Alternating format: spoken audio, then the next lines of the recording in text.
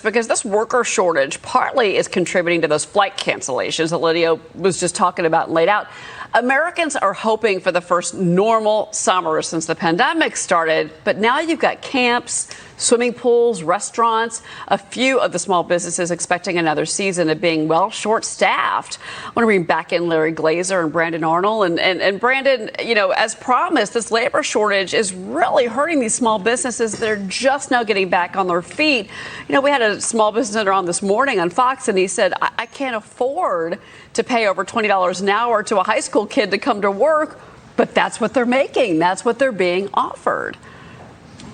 Yeah, I mean, it's so devastating. It's not just that small business owner, of course. It's people taking vacations right now. They're trying to get an escape from this inflationary nightmare. They're trying to go to the beach or go camping or whatever, and they're seeing that the pools aren't opening, the recreational opportunities aren't there for them because they can't fill these jobs. This inflation issue has become a nightmare, and we can't escape from it. And here's the thing that really bothers me is that the United States has done a uniquely bad job. This Biden administration has done a uniquely bad job at dealing with inflation. We have much higher inflation than our neighbors, Mexico, Canada, competitors like Japan. Much lower inflation than we have here in the United States. A lot of this falls at the feet of the president. Yeah, no. And again, we expect to be hearing from President Biden and Jerome Powell at some point in the next hour from the White House. All right. So, Larry, as promised, let's talk about these markets. You know, about 30 minutes ago, well, about 20 minutes ago, we had kind of this rally underway. It looked like, you know, markets were going to come back. NASDAQ turns positive. Now, again, we're back in the up. Nope, there I go. Sorry. The NASDAQ is now up by 18 points. The market's really trying to come back, and it's been a crushing few weeks. What are you seeing out there right now?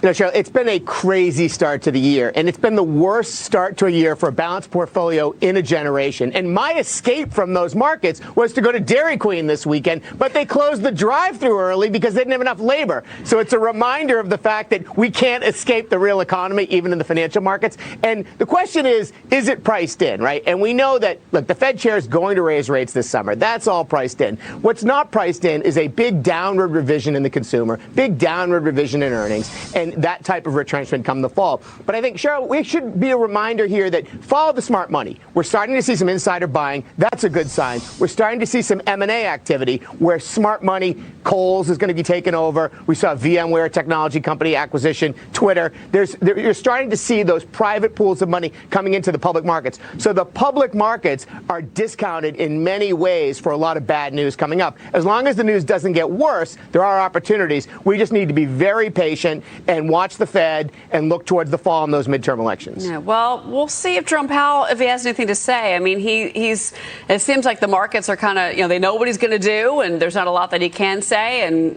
maybe the answer is somewhere else and not with Jerome Powell to fix what's going on with the economy. That's right. Larry Glazer, Brandon Arnold. Guys, thank you very much. Appreciate